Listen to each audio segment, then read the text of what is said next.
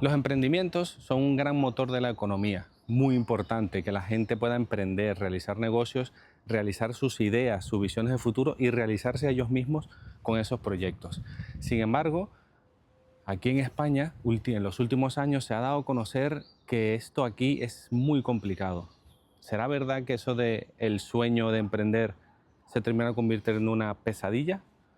Te lo dejo todo aclarado en este video. De hecho, esto lo podemos constatar con cifras oficiales del INE, el Instituto Nacional de Estadística de aquí de España, que hizo un estudio de todas las empresas generadas, creadas y dadas de alta en el 2017. Solo el 43,8% sobrevivieron 5 años después, en el 2022. Eso significa que más de la mitad de las empresas no lograron sobrevivir esos primeros 5 años.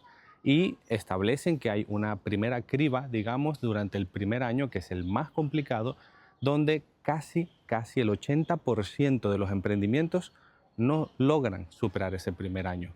Eso nos da una idea de lo difícil, lo complicado que se ha convertido aquí en España emprender cualquier idea o cualquier negocio nuevo. Vamos a adentrarnos un poco más en esos detalles, en qué es lo que realmente está afectando y por qué hay ese porcentaje tan alto que no superan ni siquiera el primer año de su emprendimiento. Una de las quejas más comunes es la burocracia. El muro de la burocracia que hay alrededor de darse de alta en Hacienda para crear la empresa o darte de alta como autónomo. Luego tienes el alta en la seguridad social. Aunque se ha creado el CIRSE y el RETA para facilitar o agilizar estos procesos, son bastante complicados. Incluso muchas veces teniendo que recurrir a contratar a un gestor porque es casi imposible hacerlo por cuenta propia. Un error en marcar una casilla te puede retrasar el proceso durante meses o incluso acarrearte multas por haberlo hecho de manera incorrecta. Luego tenemos, por supuesto, los permisos o las licencias de cada comercio cuando es un comercio físico. Encima tienes que ir por parte del ayuntamiento, algo que te añade más burocracia. Te encuentras además con funcionarios que no quieren hacer su tarea, simplemente desconocen de lo que le estás hablando, aunque sea su trabajo, y eso lo hace que cada vez sea más complicado.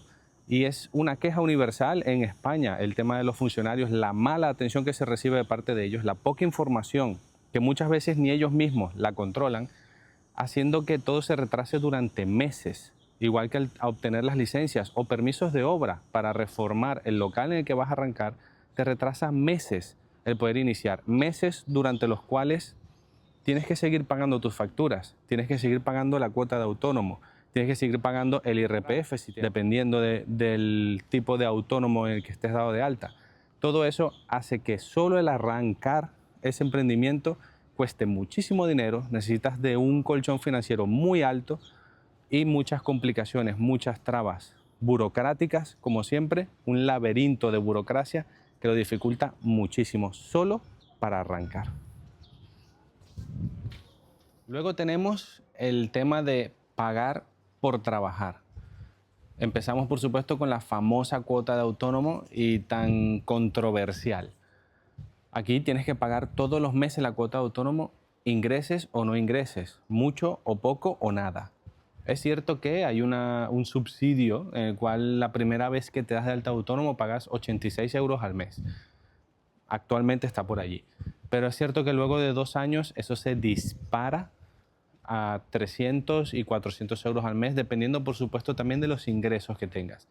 Pero añadido a eso, tenemos que sumar los pagos del IRPF, pero por supuesto tienes que pagar sin ni siquiera haber empezado a facturar. Tienes que adelantar esos pagos. Siempre con Hacienda y la Seguridad Social tienes que adelantar el dinero y luego justificas tus ingresos. Para añadir complejidad al asunto, el autónomo tiene que hacer una previsión de sus ingresos netos para elegir el tramo de cotización en el que va a estar en la Seguridad Social. Si por lo que sea se equivoca en ese cálculo o los ingresos son distintos a lo que había previsto, la Seguridad Social procederá a hacer una regularización de ese tramo de cotización, generando por supuesto una incertidumbre como autónomo de ¿habré hecho bien los cálculos? Si son incorrectos, me va a tocar pagar más dinero, me van a devolver, algo que ocurre muy poco con la Seguridad Social y Hacienda. Es otra incertidumbre y más trabas y más problemas y más dolores de cabeza para esos emprendedores. A todos estos gastos tenemos que añadir más gastos para iniciar la actividad. Por ejemplo, la constitución de una SL, tienes que ir a una notaría y te puede costar entre 300 a 500 euros solo los gastos notariales. En el registro mercantil puede variar desde 60 hasta los 400 euros, dependiendo, por supuesto, la comunidad autónoma y el municipio, la localidad en la que residas. Aunque la ley crea y crece, lo ha establecido en 1 euro, ese gasto, para intentar incentivar a que la gente emprenda. Con ese capital es muy difícil realmente registrar ese capital para iniciar una empresa. Tienes que tener dinero para poder emprender, para poder iniciar tu proyecto.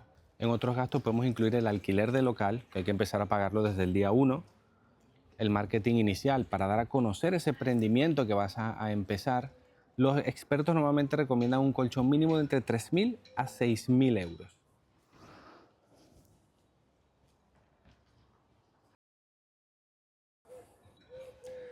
Luego tenemos, por supuesto, la telaraña fiscal que tenemos aquí en España.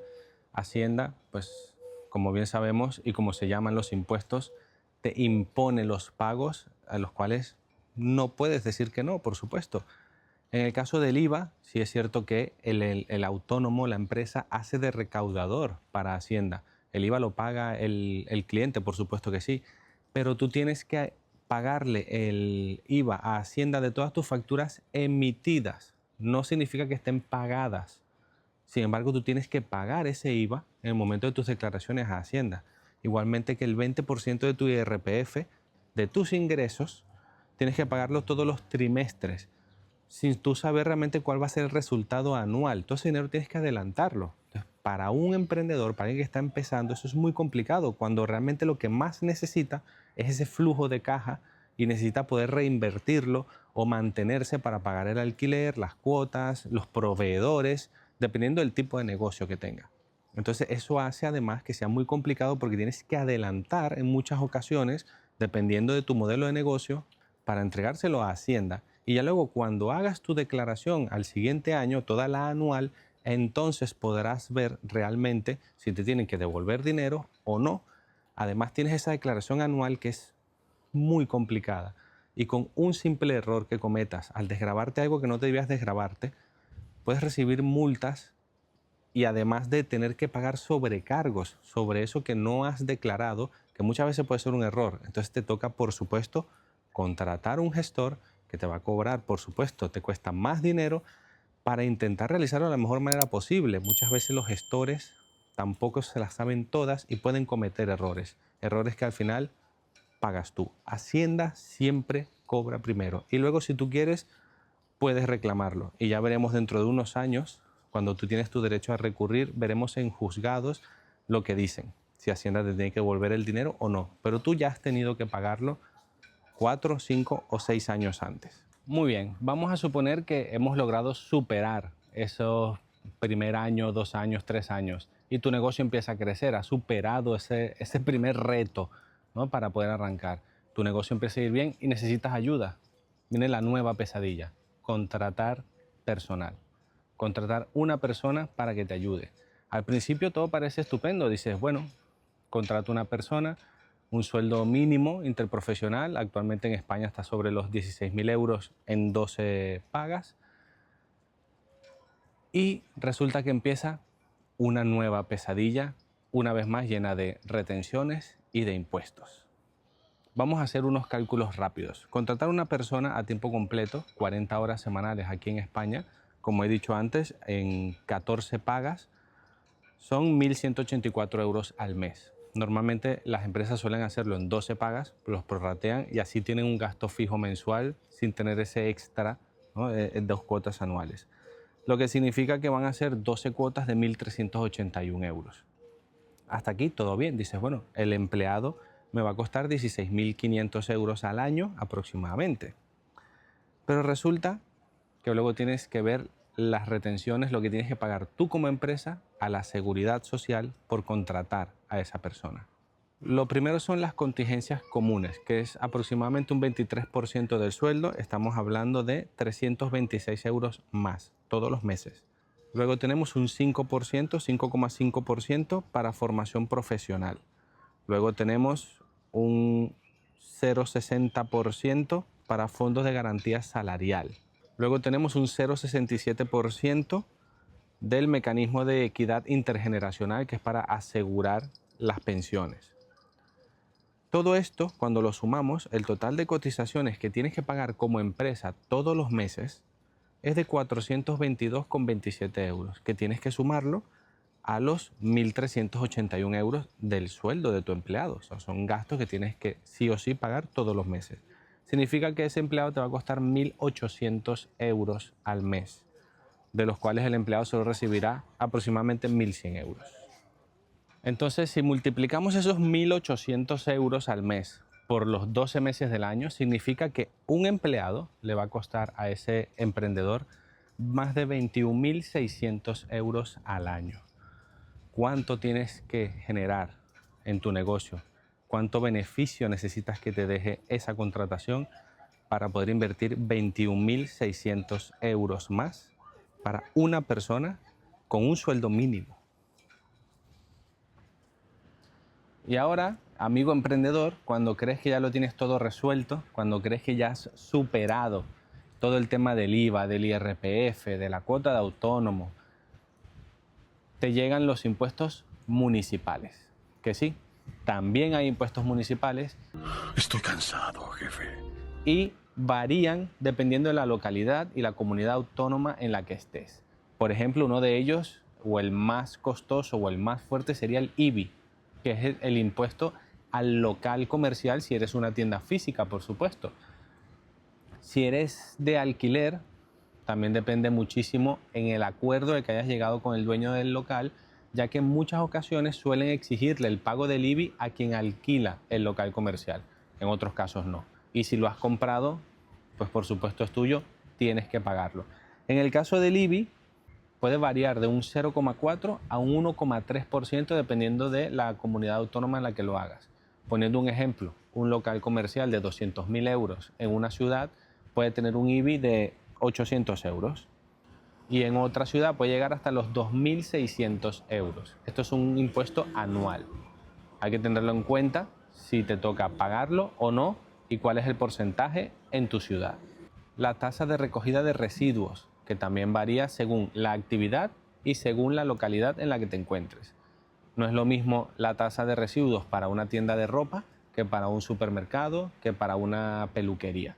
Todo eso, por supuesto, son gastos que tienes que ir añadiendo a tus gastos anuales, a tus impuestos que debes pagar al ayuntamiento de la localidad donde tengas tu negocio.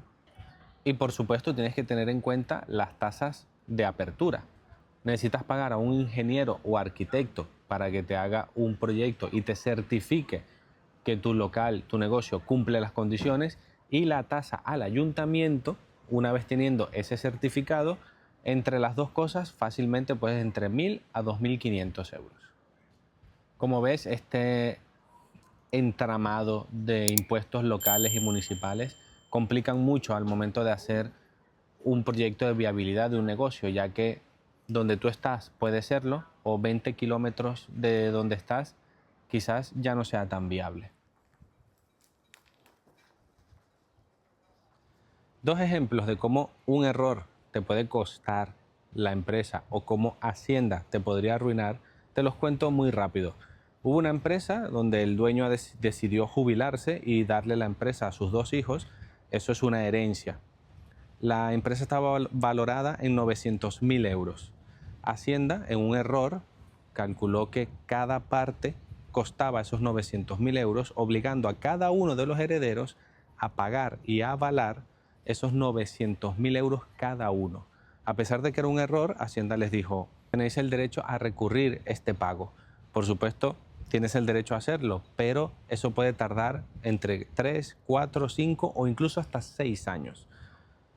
De entrada, tú tienes que pagar o avalar esos 900.000 euros cada uno, lo que por supuesto concluyó en que tuvieron que cerrar la empresa, se fueron a la quiebra, despedir a todos sus empleados y 6 años después la justicia les dio la razón, pero ya era demasiado tarde.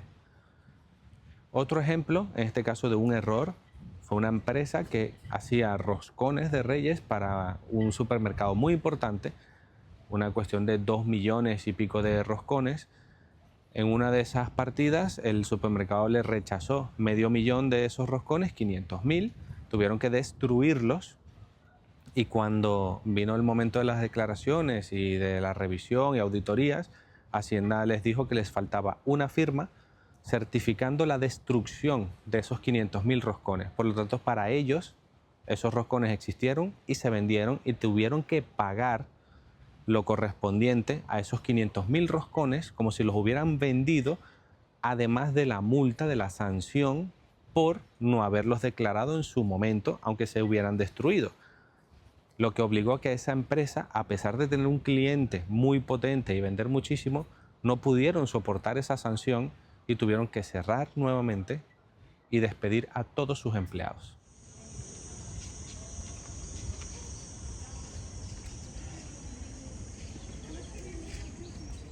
El objetivo de este video no es desanimar a nadie, todo lo contrario, es ofrecerte una visión realista de lo que se necesita para poder cumplir con ese sueño, ese emprendimiento. Por supuesto hay gente que lo logra, hace falta por supuesto una planificación financiera muy exhaustiva, un buen asesoramiento y un buen colchón económico para lograrlo. Si tú mismo has sido un emprendedor en España, cuéntanos cómo te ha ido. Déjamelo saber aquí, me gustaría saber sus comentarios, su opinión. ¿Qué les parece? ¿Cómo funciona? ¿Cómo es emprender aquí en España? Estos detalles que quizás no conocían sobre los impuestos, el IVA, IRPF, para poder emprender en este país. Déjamelo saber en los comentarios, cuéntame tu historia si la tienes y nos vemos en un próximo video. Chao, chao.